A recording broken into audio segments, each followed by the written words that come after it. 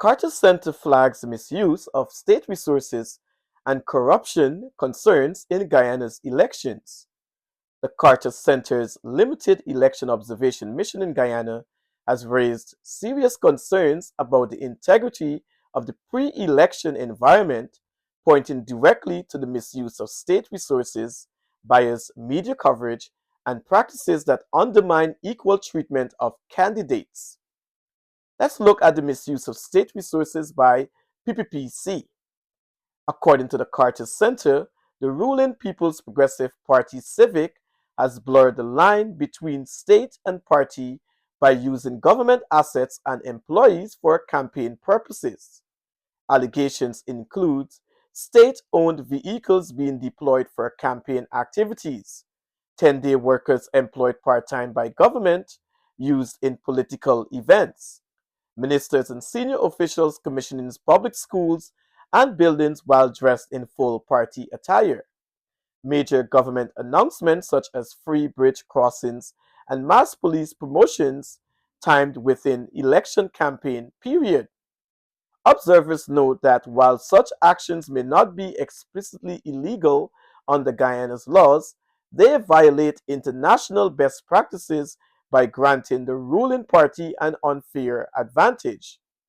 There are also concerns over media biases. The Carter Center also highlighted that state media appears heavily biased in favor of the PPPC, and the opposition parties have reported limited access to state broadcasters, with their events often receiving little or no coverage. In one case, a party was allegedly denied the ability to place paid advertisement in state media outlets. There are also intimidation and fear among workers. Reports have surfaced of public sector employees, business owners, and citizens feeling pressured to show support for the PPPC out of fear of losing jobs or contracts. Specific cases include transfer of state employees after interactions with opposition candidates, raising concerns about intimidation and abuse of state power. Campaign finance and transparency deficit. The Carter Center notes that Guyana lacks an effective campaign finance framework, creating opacity in political funding. While expenditure ceilings and post-election reporting requirements exist, there is no enforcement mechanism. This lack of transparency makes it difficult for voters to hold parties accountable for how money is raised and spent during campaigns. International standards at risk. The center emphasized that these practices contradict Guyana's obligations under international treaties, including the UN Convention Against Corruption. Misuse of state resources combined with a lack of campaign finance transparency raises the risk of undermining public trust in the electoral process. The Carter Center's pre-election findings paint a troubling picture while the electoral framework has been reformed since 2020. The PPPC is accused of exploiting state resources using public platforms for partisan gain and benefiting from the state media bias. These factors could tilt the playing field and cast doubt on the fairness of the September 1st, 2025 elections. This is Dunstan Wilson for News Guyana 24.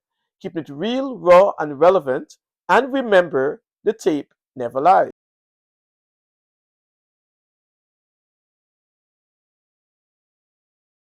Hey Guyana, this is Dunstan Wilson. Tired of the same old news? Want real updates that are raw, relevant, and unfiltered? Then you need to hit that subscribe button right now. At News Guyana 24, we keep you informed on the latest breaking news, the 2025 elections, exclusive interviews, and stories that matter to you, the people. Follow us on Facebook, TikTok, Instagram, and YouTube. Wherever you scroll, we're there with the facts. No fluff, no spin. Remember, we're the team that keeps it real, raw, and relevant, and the tape never lies. So what are you waiting for?